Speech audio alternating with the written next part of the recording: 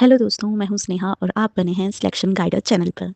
दोस्तों, आज हम जानेंगे उत्तराखंड आंदोलन में भाग लेने वाली कुछ प्रमुख महिलाओं के बारे में। यहाँ पर मैं आपको 5 ऐसी प्रमुख महिलाओं के बारे में बताऊंगी जिनका उत्तराखंड आंदोलन में बहुत बड़ा हाथ था।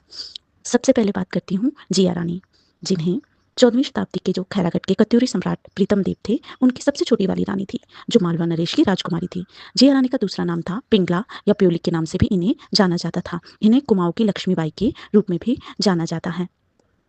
अगला हम बात करते हैं कर्णावती के बारे में, जो जुलाई 1531 में अल्मोड़ा युद्ध में महाराज महिपाद को देहावास के बाद उनकी पत्नी कर्णावती ने अपने पुत्र युवराज के बड़े होने वयस्क होने तक गढ़वाल राज्य का शासन संभाला था। इनको नक्कटी रानी के रूप में भी जाना जाता था। माना जाता है कि जो भी मुस्लिम सेनायुद्ध दोस्त मुगल के परामर्श से उन्होंने इस चीज़ की आज्ञा दी कि जो उनकी बातों को नहीं सुनेगा, नहीं मानेगा, उनका वो नाक काट देंगे, इसलिए उन्हें नाकटी रानी के रूप में भी जाना गया।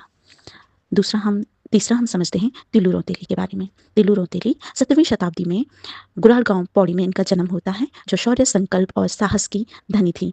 इन्हें वीरांगना तिल्लू रौतेली के नाम से जाना जाता है तथा झांसी की रानी भी कहा जाता है। 15 से 22 की वर्ष तक इन्होंने 7 युद्ध लड़े और एकमात्र वीरांगना के रूप में, विश्व की वीरांगना के रूप में ये दुनिया में प्रख्यात हुई। और इनका एक घोड़ा था जिसका नाम था बिंदुली। अब जान लेते हैं सरला बहन। सरला बहन जो कि 1901 में इंग्लैंड में जन्मी थी। इनका मूल नाम था मिस कैथरीन हाईलाइन, जो गांधी जी से काफ़ी प्रभावित हुई। आगे चलकर इन्होंने अपना पूरा समय उत्तराखंड कोसानी में बिताया, जहाँ एक लक्ष्मी आश्रम था और वहीं इन्होंने स्वतंत्रता आंदोलन में कई कार्य किए।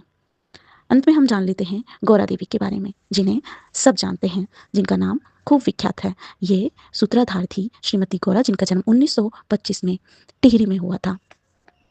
12 वर्ष की आयु में विवाह तथा 8 वर्ष बाद इनके पति मेहरबान की मृत्यु हो गई। इन्होंने